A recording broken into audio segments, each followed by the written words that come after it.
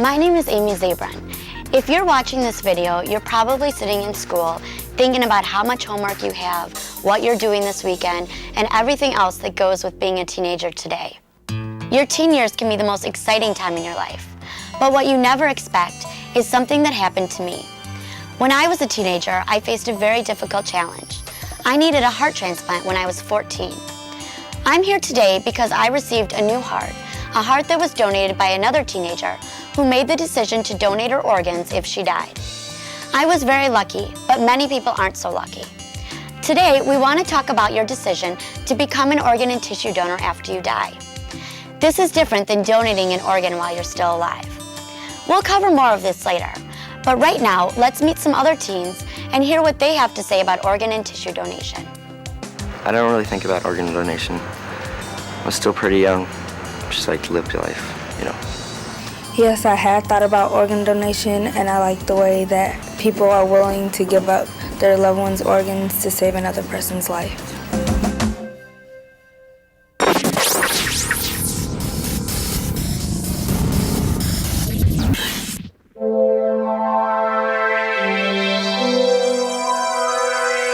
Being on a transplant list is like really hard because you just never know when it's going to happen, and it's really frustrating at night when you go to sleep and you kind of know that that day wasn't the day that you were going to get a transplant, and then the next day it's another day of waiting and wondering.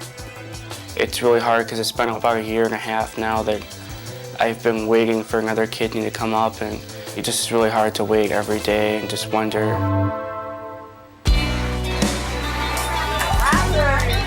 I go to dialysis 3 times a week, Monday, Wednesday, Friday, for about 4 to 5 hours each time.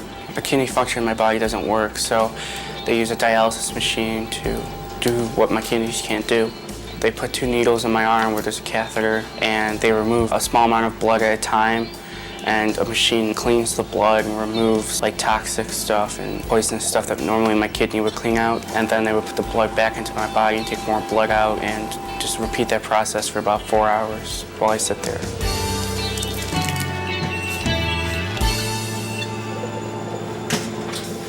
I will be doing dialysis until I get a transplant. To stay alive, I can't do it and not stay alive.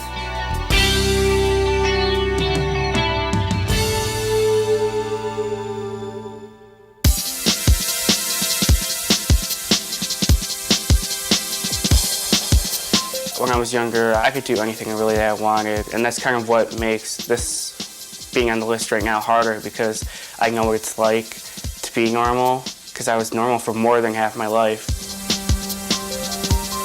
I can't do a lot of things that I want to do.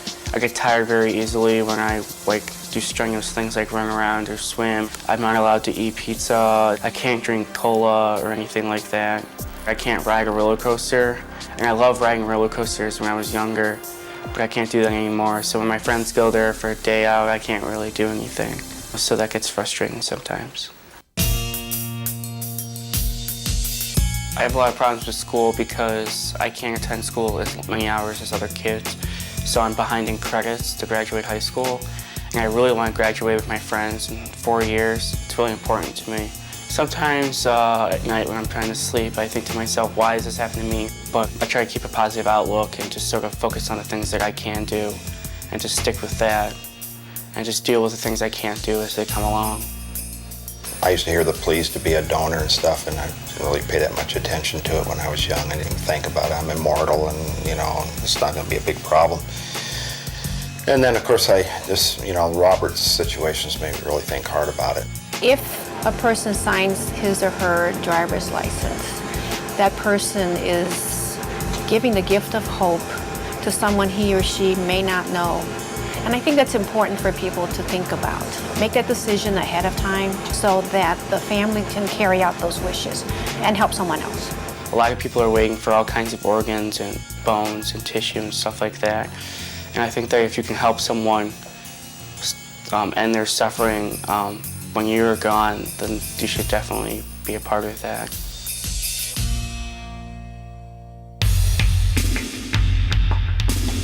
The only reason I'm worried about being a donor is because I'm not sure if my religion supports it. Actually, every major Eastern and Western religion supports organ donation as one of the greatest acts of human compassion, one of the greatest gifts that you can give. Well, what would probably bother me about being an organ donor would be that if I was in a coma or a car crash, that the doctors would see on my driver's license that I was an organ donor, and they wouldn't work on me as well because they would want to use my organs for other people. Nothing could be further from the truth. That would never happen. After the doctors do everything they can, but death is declared, people from an organ procurement organization are called to the hospital. Only then do they talk to the patient's family about the possibility of donation. I think I would be an organ and tissue donor, but if I actually did die, I think it would be really hard on my parents to make all the organ donation arrangements after doing so much for me already. The donation organization will take care of all the work. They coordinate the process with the hospital and the transplant teams while supporting your family the entire time. I really want to sign up to be an organ and tissue donor. It's just that because of school and extracurricular activities and homework, I really don't have enough time to do all the paperwork that's involved. Signing up to be an organ and tissue donor is easy. Simply fill in the information on the back of your driver's license or fill out a donor card for the state in which you live. The most important step is sharing your decision with your family so they are aware of your wishes to become a donor.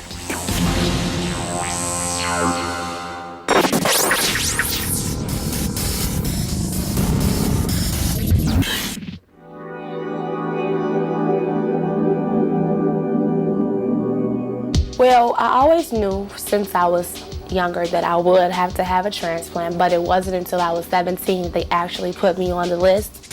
I've started college 3 times already. The doctors would say carrying too many books or walking across campus would be too much on my heart. So they basically put me on no school before the transplant. After the transplant, I felt like a whole new person, full of energy, full of air. I can breathe, I can walk long distances, I can get out of bed fast without being lightheaded, just like a brand new person. Since her heart transplant, I believe Rebecca has become stronger. She's more outgoing, and she's very, very determined as far as career and just everyday life. And she's just a real happy person right now. I'm in school right now to be a cardiac nurse for kids, adults, anybody, especially people for transplants. Many times I thought that she wasn't gonna make it because of the 3 times she was supposed to get the heart. It didn't come through because of some stuff that happened. My donor's name is Lisa. She was an exchange student from Italy. She was a nursing student as well. She was in her last year when she died. Her family told me that she always wanted to be a donor. It made me feel grateful that Lisa became an organ donor because if she didn't, I don't think we would have found her heart. Probably would have lost her. It's great to know that her family was able to follow through with her decisions and her dreams. And it just makes me proud that we have people out there like that. And that helped my friend, and I'm very grateful for that. I had the opportunity to meet her family as well as the other organ recipients. Sitting at the table, I saw how many lives can be saved. I owe so much to Lisa and her family for carrying out her wishes of being an organ and tissue donor.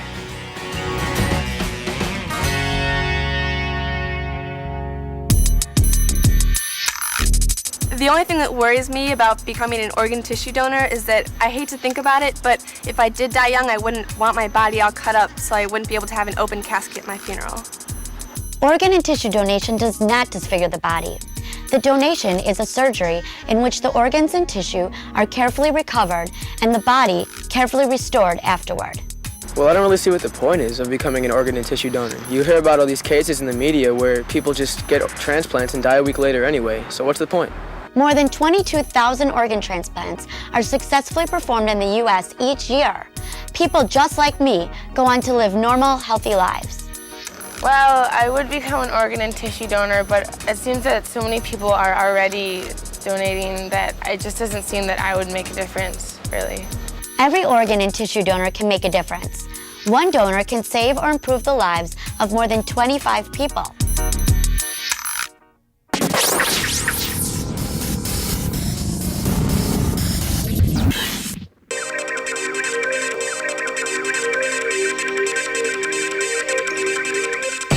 When my uncle passed away, I was in school, and I don't know, it was in the middle of the day, and I got a call, and it was a really big shock because he died of a brain aneurysm, and pretty much I was just in really big shock because I never thought anyone would just die of natural causes at the age of 30. My uncle was the youngest of all my dad's brothers, so whenever I visited Ecuador, which was about every year and a half or so, he would be the one we'd always play with. He was always my favorite uncle. The issue of organ donation came up when a counselor from the Organ Procurement Center came and spoke to my family. Thankfully, he was able to speak Spanish, therefore all my uncles could understand, and they explained where they were from. They were very understanding, very kind, very patient, and the cousin that my uncle actually lived with had asked him just a few weeks before what he felt about organ donation because of a paper she was writing. And it turns out that he was very open to the idea. He felt that, you know, if he could help others after his own death, he should. It was definitely something that the whole family had to feel comfortable with, especially his wife, even though she was so far away. And I believe that in speaking to my dad and my mom and the counselor, she was able to think about it, and realizing that that's what her husband wanted was what made her okay with it.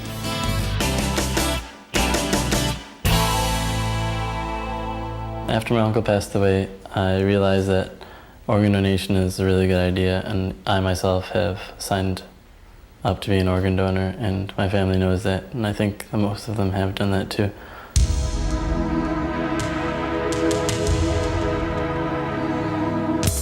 We've heard several stories of what it means to be an organ and tissue donor, and seen how people's lives are affected by the need for these life-saving gifts. But who can donate their organs, and what organs can be used? Virtually anyone can be a donor.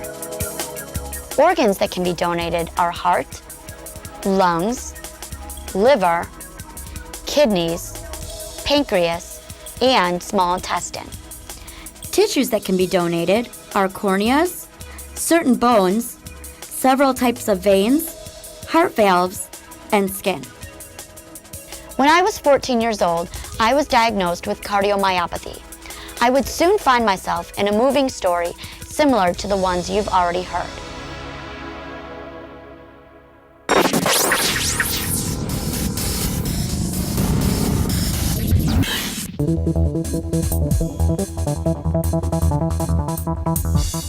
When I was 2 years old, I was diagnosed with cancer. It was called rhabdomyosarcoma, and it was a tumor in my chest and liver. I was in full recovery after a couple years, and I lived a completely normal life, except one of the chemotherapy drugs slightly weakened my heart muscle. When I was 14, I was sitting on the couch just watching television, and my mom noticed that I was breathing faster. We called the cardiologist and thought we should bring her in for a checkup, at which point we found out that her heart function had decreased significantly. And the doctor at that point found out that she was having arrhythmias, and it was much worse than they had anticipated, and that she would need a heart transplant.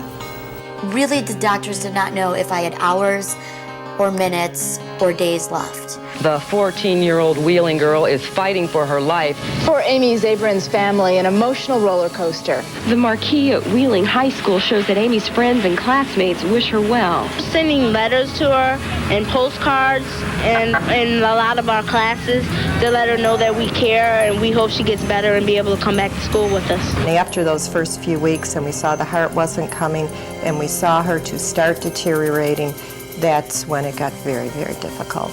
That was probably, in some regards, even worse than the actual operations, is watching her deteriorate because there was no organ. I never once thought that I would ever lose my sister until the day that I walked into the intensive care unit and she was fully sedated, and the only thing that was keeping her alive was artificial breathing. I'll never forget that as long as I'm breathing, the sound of the helicopter landing on the roof of the hospital and seeing the doctors scurrying down the hall with a six-pack cooler and you know that that's the heart that'll save your daughter's life. At Children's Memorial Hospital, Amy waited for 8 weeks and 2 days for a heart donor to be found. Finally, she got lucky. We implanted the heart into Amy after removing her diseased one, for which she was suffering from cardiomyopathy. I will be grateful till the day I die for the family who donated their daughter's heart to me, because it has helped me to live an incredible life. I never appreciate so much just being at home doing nothing as I do now. Since the transplant and everything that we've been through, just that life is normal is good enough for me. I learned that the heart that I have today can sustain me until I'm 85 years old. I do anything that any other 23-year-old would do. I go out with my friends, I have a full work day, I volunteer after work, and it just is a breath of fresh air to be able to live my life normally without any kind of restrictions at all.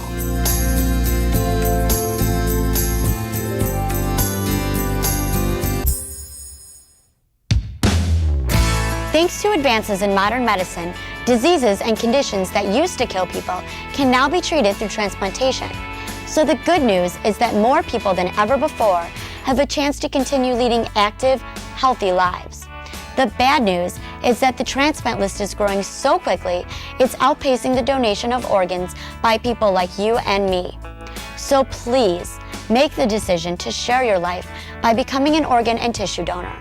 And share that decision with your family, so that if you die, your family can fulfill your desire to save the lives of those desperately waiting for your gift of hope.